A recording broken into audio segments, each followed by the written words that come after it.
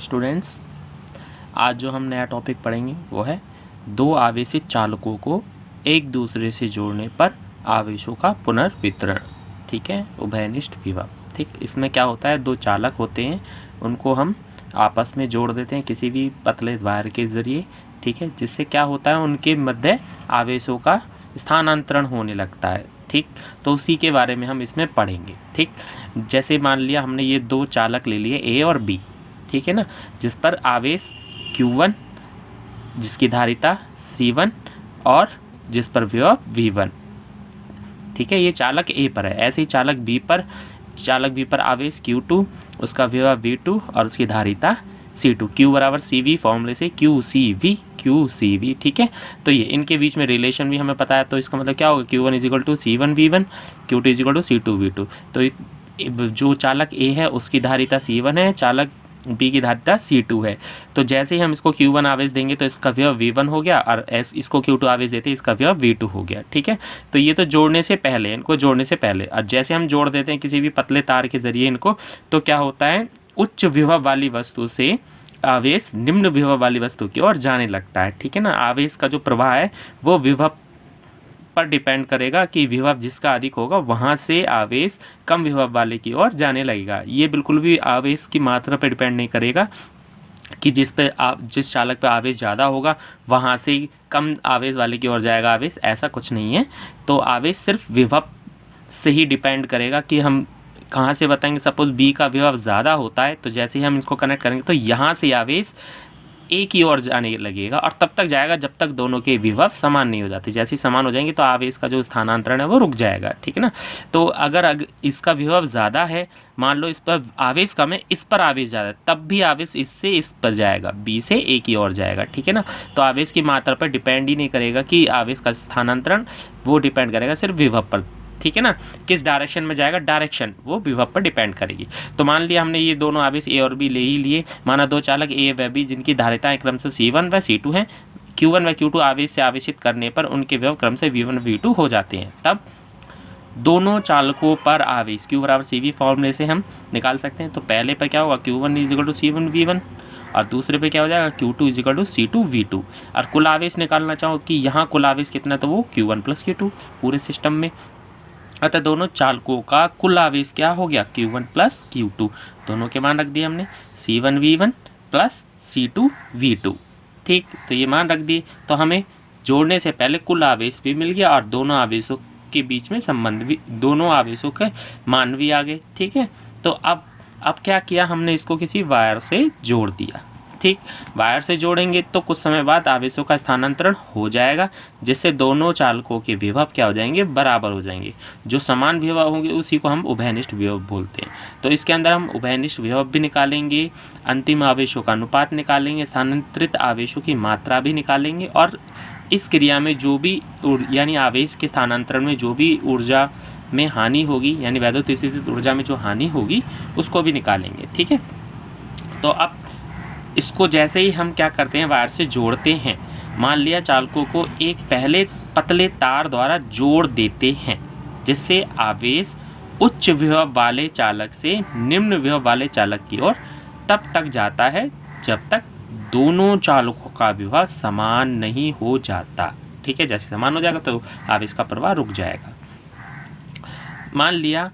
ठीक है, तो एक और चीज़ इसमें, अभी हमें नहीं पता किसका विभव ज़्यादा है, V1 ज़्यादा है या V2 ज़्यादा है, इसलिए हम बस ये कहेंगे कि जिसका भी ज़्यादा है उधर से आवेश दूसरे का यानी कम विभव वाले चालक की ओर जाएगा। ठीक है, तो अभी हमें कुछ नहीं पता। अगर कोई न्यूमेरिकल आता है उसमें तो दिया होगा संख्यात्मक मान, तो हमें खुद डिसाइड करना होगा कि आवेश किधर से किधर जाएगा, क्योंकि विभव का मान पता है तो अधिक से कम की ओर जाएगा। ठीक, तो यहाँ थे हम, मान लिया आवेश पुनर्वितरण के बाद चालकों का उभयनिष्ठ विभव V है। ठीक है, तब दोनों चालकों का अंतिम आवेश क्या होगा, मान लो एक पर अब Q1 आ गया इस पर, और इस पर Q2 आवेश आ गया। ठीक, धारिता में कोई बदलाव नहीं होता। धारिता का मतलब क्या होता है, आवेश धारण करने की क्षमता, यानी उसकी संग्रहित करने की माप हो गया। तो ये तो इसका साइज ही नहीं बदल रहा है, हम कुछ नहीं बदल रहे इसको, तो इसका मतलब इसकी धारिता में कोई बदलाव नहीं होगा, जो है वही रहेगी। लेकिन इस आवेश बदलने से उसका विभव बदल गया। ठीक है, तो आवेश विभव तो दोनों पे समान हो गए, लेकिन आवेश की मात्रा के बारे में हमें कुछ नहीं पता, तो हमने Q1 डैश मान लिया इस पर Q2 डैश मान लिया। लेकिन इनमें संबंध तो वही है, Q1 is equal Q is equal CV से, तो Q1 डैश इजगल C1V, यहाँ से Q2 डैश इजगल C2V आ जाएगा। तो दोनों पर आवेश की मात्रा आ गई, तो दोनों पर आवेश की अंतिम आवेश क्या होगा, पहले वाले में Q1 डैश इजगल C1V, दूसरे पर Q2 डैश इक्वल C2V। ये कब है, जब हमने इसको पतले तार द्वारा जोड़ दिया, यानी संपर्क में लिया, यानी आवेशों का पुनर्वितरण हो चुका है, तब उनके पास कितना आवेश है, तो ये है। ठीक, अब कुल आवेश निकालना चाहो तो कुल आवेश भी निकाल सकते हैं हम इन पर। तो दोनों अतः दोनों चालकों पर कुल आवेश कितना होगा, Q1 dash plus Q2 dash, दोनों को जोड़ दिया, जोड़ने के बाद है ये, ठीक है, दोनों के मान अभी निकाले वो दोनों रख दे, C1V प्लस C2V। ठीक, तो अभी हमने देखा यहाँ क्या है, यहाँ कुल आवेश Q1 प्लस Q2 ये रे, और यहाँ कुल आवेश कितना Q1 dash plus Q2 dash. ठीक, अब हमें पता है कि यहाँ जैसे हमने इसको नहीं जोड़ा अभी, तो कुल आवेश तो जहाँ है वहीं का वहीं है, लेकिन जैसे ही जोड़ा तो आवेश का स्थानांतरण तो हो गया, लेकिन कुल आवेश तो उतने का ही उतना है। ठीक है, इसका मतलब कुल आवेश Q1 प्लस Q2 ही होना चाहिए। ठीक है, अगर कोई आवेश स्पार्किंग यानी प्रकाश में या ध्वनि में हानि के रूप में नहीं गया हुआ हो, या फिर इस पतले तार पर कुछ देर इस पर व्यवस्थित नहीं हो गया हो, या रुक नहीं गया हो, या इस पतले तार द्वारा ग्रहण नहीं कर लिया गया हो, तो ऐसा तो नहीं हमने कहा, इसलिए हमने पतला तार लिया ताकि इस पर रुके ना। ठीक है, तो सारा का सारा आवेश इस पर है और इस पर है, यानी आवेश का कोई हानि नहीं हुई है, तो इसका मतलब क्या होगा, कुल आवेश इधर जो है वो इसी यहाँ कुल आवेश के बराबर ही होगा। इसका मतलब यहाँ Q1 प्लस Q2 वो बराबर होना चाहिए Q1 dash plus Q2 dash, तो हम आवेश संरक्षण का नियम लगा देंगे यहाँ। ठीक है, तो उभयनिष्ठ आवेश निकालने के लिए हम जैसे ऊर्जा संरक्षण का नियम होता है वैसे ही यहाँ आवेश संरक्षण का नियम लगा देंगे। ठीक है, उभयनिष्ठ विभव, तो आवेश संरक्षण के सिद्धांत से क्या है वो सिद्धांत, प्रारंभिक कुल आवेश बराबर अंतिम कुल आवेश। ठीक है, तो प्रारंभिक कुल आवेश था Q1 प्लस Q2, अंत में कुल आवेश था Q1 dash plus Q2 dash, तो इसका मान रख दिया अभी हमने, इसका भी रखेंगे बाद में रखेंगे पर, तो ये अभी हमने निकाला, ये रहा, ये मान हमने रख दिया, यहाँ से V कॉमन लिया जो कि उभयनिष्ठ विभव है, और V का मान निकालेंगे तो ये नीचे आ जाएगा इसके, तो ये नीचे आ गया, तो एक फॉर्मूला ये, अब इसका मान रख देंगे यानी इसका, तो C1V1 प्लस C2V2 बट्टे में C1 प्लस C2, तो ये दूसरा फॉर्मूला आ गया। तो ये दो फॉर्मूले हो गए इसके उभयनिष्ठ विभव के। ठीक है, तो अगर कोई न्यूमेरिकल आता है जिसमें उभयनिष्ठ विभव पूछा जाता है, इसी से ही रिलेटेड टॉपिक हो तब, तो ये फॉर्मूला हम लगा सकते हैं। ठीक, आते हैं अब अंतिम आवेशों का अनुपात, जो अंत में जो आवेश बचे थे उनका क्या अनुपात आता है, जो कि Q1 डैश Q2 डैश थे, तो दोनों पे, तो Q1 डैश बटे Q2 डैश का अनुपात निकालना है C1V अपॉन C2V, V से भी कैंसिल, तो C1 अपॉन C2, तो दोनों अंतिम आवेशों का अनुपात क्या रहा है, दोनों की धारिताओं का अनुपात के बराबर है। ठीक है, इस प्रकार आवेश पुनर्वितरण में अंतिम आवेशों का अनुपात उनकी धारिताओं के अनुपात में होता है। ठीक है, तो ये अनुपात उनकी धारिता के अनुपात में आ जाएगा। ठीक, थर्ड आते हैं हम स्थानांतरित आवेश की मात्रा, तो हमने दो चीज़ें निकाली ली, अब स्थानांतरित आवेश की मात्रा निकालने की आखिर कितना आवेश एक चालक से दूसरे चालक पर गया, लेकिन अभी हमें ये नहीं पता कि किस चालक से किस चालक की ओर जा रहा है। ठीक है, तो इतना पता है, लेकिन उच्च विभव से निम्न विभव की ओर जाएगा, लेकिन अभी हमें नहीं पता V1 बड़ा है या V2 बड़ा है, तो हम उसके लिए हमने क्या किया, जोड़ने से पहले चालक A पर आवेश जो कि Q1 था, जोड़ने से पहले, और जोड़ने के बाद क्या हो गया Q1 डैश, तो जोड़ने के बाद चालक A पर आवेश क्या हो गया Q1 डैश, इसका मतलब पहले Q1 था Q1 डैश हो गया, दोनों को घटाते क्या आ जाएगा, अगर मान लो Q1 बड़ा है Q1 डैश से, इसका मतलब पहले आवेश ज़्यादा थे यानी आवेश कम हो गए, इसका मतलब आवेश Q1 से, जो आवेश Q1 में से कुछ आवेश क्या हो गया, दूसरी ओर चला गया, इसका मतलब ये कम हो गया, तो Q1 में से Q1 डैश घटा देंगे तो जो भी आवेश चला गया वो हमें मिल जाएगा। अगर ये बड़ा होता तो इसमें से इसको घटा देते, Q1 डैश में से Q1 घटाने से क्या आ जाता, वो आवेश आ जाता जो चालक A पर आ गया है, एक्स्ट्रा जो आया है वो, तो बस हमें अंतर करना है, तो हमें स्थानांतरित आवेश मिल जाएगा। अतः स्थानांतरित आवेश की मात्रा क्या होगी, दोनों को घटा दिया हमने, Q1 माइनस Q1 डैश। ठीक है, ये माइनस साइन ये दिखा रहा है कि हमें बड़े में से छोटा घटाना है। ठीक, आप चाहे तो सिंपल माइनस लगा के मोड लगा दो, माइनस आ रहा है तो उसको मोड लगा दो, क्योंकि स्थानांतरित आवेश की मात्रा है, हमने ये नहीं दिखाया इसमें कि किधर से किधर गया है। ठीक है, हालांकि उच्च विभव से निम्न विभव की ओर जाएगा, लेकिन किसका उच्च विभव ज़्यादा है वो नहीं पता हमें। ठीक है, तो हमने ये वाला साइन लगा दिया, आप चाहे तो मोड लगाना चाहो मोड भी लगा सकते हो।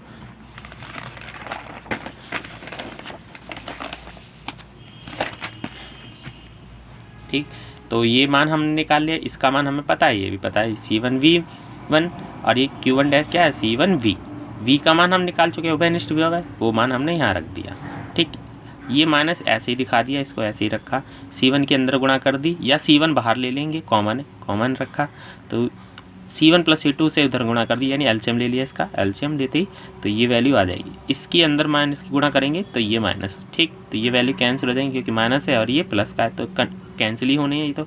और ये वैल्यू C2, यहाँ भी C2, तो C2 कॉमन आ सकता है, ठीक है, अभी तो ऐसे ही लिख दिया, बीच में माइनस साइन, C2 कॉमन ले लिया तो ये आ गया। आप चाहे तो मॉड लेते हुए चलते, इसको सिंपल माइनस रहने देते, वो भी सही है, ठीक है। तो यहाँ आ जाएगा V1 माइनस V2 का मॉड, ठीक है, या ये वाला साइन, ठीक। इसका क्या मतलब होगा कि C1 C2 upon C1 plus C2 और V1 माइनस V2, ठीक। तो इसका ये मीनिंग हो रहा है कि अगर V1 बड़ा है V2 से तो V1 में से V2 घटाओगे, इसका मतलब पहले वाले का विभव ज़्यादा है दूसरे वाले के विभव से, ठीक। तो इसका मतलब पहले विभव से आवेश दूसरे विभव वाले की ओर जाएगा, यानी क्योंकि V1 बड़ा है तो डिपेंड कर रहा है कि जो आवेश का स्थानांतरण है वो किसका विभव ज़्यादा, उस पर डिपेंड करेगा। जैसे अगर V1 बड़ा होता तो धनात्मक आएगा, अगर V2 बड़ा होता तो, अगर माइनस सिंपल साइन रखते तो ऋणात्मक हो जाता है, इसका मतलब आवेश चला गया है, ठीक है। तो V2 से जाएगा V1 पर तब, तो यहाँ किस पर डिपेंड कर रहा है, आवेश का स्थानांतरण V1 और V2 पर ही डिपेंड कर रहा है, देखो यहाँ से भी पता चल रहा है। नेक्स्ट, आवेशों के पुनर्वितरण में ऊर्जा ह्रास। इसमें एक और चीज़, जब इस फॉर्मूले को आप लिखो तो कुछ ऐसे लिखना, C1 C2 upon C1 plus C2, इसको यहाँ लिख देना C1 प्लस C2 और ये अलग V1 माइनस V2, ठीक है। तो याद करने में आसान हो जाएगा, एक प्रकार से हरात्मक माध्य होगा C1 C2 upon C1 plus C2, ठीक है। जिन्होंने मैथ पढ़ा होगा, हरात्मक माध्य पढ़ा होगा, वो जानते होंगे, ठीक है। तो वैसे ही सिमिलर हो जाएगा, तो याद करने में आसान हो जाएगा। इसके नीचे लिखें क्योंकि CC एक जैसे हो जाएंगे, V अलग हो जाएगा, ठीक। आवेशों के पुनर्वितरण में ऊर्जा का ह्रास, तो कितना हानि हो रही है ऊर्जा की आवेशों के पुनर्वितरण में, वो हम निकालेंगे। तो हम ये हानि तो होनी ही होनी है, जैसे हम चालक तार द्वारा हम उसे जोड़ देंगे चालकों को, तो क्या होगा, ऊर्जा का हानि जो है वो या तो प्रकाश स्पार्किंग के रूप में, ध्वनि के रूप में, ठीक है, और ऊष्मा जो उत्पन्न होगी आवेश के स्थानांतरण में, उसके रूप में, ऊष्मा यानी तार गर्म हो जाता है, उसके रूप में कुछ ना कुछ हानि हो ही जाती है, ठीक है। तो उसको अगर निकालना है तो हम क्या करेंगे, बस बाद में जो भी उसकी कुल स्थितिज ऊर्जा है, यानी इस कंडीशन में, ठीक है, और इस कंडीशन में जो कुल स्थितिज ऊर्जा वो निकालेंगे। तो हानि तो हो ही रही है, तो पहली वाले में से हम दूसरी वाली घटा देंगे, क्योंकि अब हानि हुई है तो पहली वाली अधिक होगी, दूसरी वाली कम होगी, तो पहली वाली में से दूसरी घटाते ही हमें क्या मिल जाएगा, हानि मिलेगी। तो इसका मतलब आपको पहले यहाँ कुल स्थितिज ऊर्जा निकालनी होगी, फिर यहाँ निकालनी होगी। तो पहले इसकी स्थितिज ऊर्जा निकालो, ठीक है, वो U is equal to half CV² formula पड़ा था, या हाफ QV, ठीक है, हाफ CV² लगा देते, ऐसे ही यहाँ भी हाफ CV² लगा देंगे फॉर्मूला, दोनों को जोड़ देंगे तो कुल स्थिति हो जाएगी। तो यहाँ क्या है, हाफ C1V1², ठीक है, ऐसे यहाँ लगाएंगे हाफ C2V2², ठीक है, 1/2 CV², ठीक है, वही फॉर्मूला है, ऐसे यहाँ लगा देंगे। तो हमें दोनों के अंतर करना होगा, फिर हमें क्या मिल जाएगा, ऊर्जा में ह्रास, ठीक है। तो चालकों को जोड़ने से पहले की बात करें, जोड़ने से पहले चालक की स्थितिज ऊर्जा क्या थी, हाफ C1V1², दूसरे चालक की क्या थी स्थितिज ऊर्जा, हाफ C2V2², और कुल कितनी स्थितिज ऊर्जा, तो दोनों को जोड़ देंगे, दोनों चालकों की कुल स्थितिज ऊर्जा U मान लिया उसे, इक्वल टू हाफ, दोनों को जोड़ दिया, कॉमन ले लिया, हाफ 1/2, तो C1V1² C2V2², ठीक है, जोड़ दिए। अब दोनों चालकों को जोड़ने पर संयुक्त धारिता क्या हो जाएगी उनकी, C1 प्लस C2, यानी जैसे हमने जोड़ दिए तो ये कितना आवेश धारण कर सकते हैं आप, C1 की धारिता प्लस C2 की धारिता, जैसे हम आयतन 2 जोड़ देते हैं तो उसी हिसाब से C1 प्लस C2 हो जाएगा, ठीक है, ये उनकी धारिता हो जाएगी। तो और विभव क्या दोनों का, उभयनिष्ठ विभव तो V है, तो हाफ CV² से उभयनिष्ठ विभव V हो जाता है। तब चालकों का जोड़ने के बाद दोनों चालकों की कुल स्थितिज ऊर्जा मान लो वो U डैश क्या होगी, हाफ CV² फॉर्मूला लगाएंगे, हाफ कुल धारिता C यानी C1 प्लस C2, V² उभयनिष्ठ विभव वो V ही है तो V², हाफ CV² फॉर्मूला गया 1/2 C1 plus C2 V² formula बन गया, दोनों को घटाना होगा। अतः ऊर्जा में ह्रास डेल्टा U लिखना चाहो लिख सकते हो, U माइनस U डैश, पहले वाले में से दूसरा वाला घटा दिया, इसका मान निकालना है आप। तो इसका मान मैं यहाँ दिखा दे रहा हूँ, ठीक। तो ये U minus U dash, u अब हमने निकाले, u डैश भी दोनों के मान रख दिए। v क्या है, उभयनिष्ठ व्याप्त, बस इसका मान हम रख देंगे, फॉर्मूला जो अभी निकाला हमने कुछ देर पहले ही, ठीक है, वो फॉर्मूला हमने रख दिया।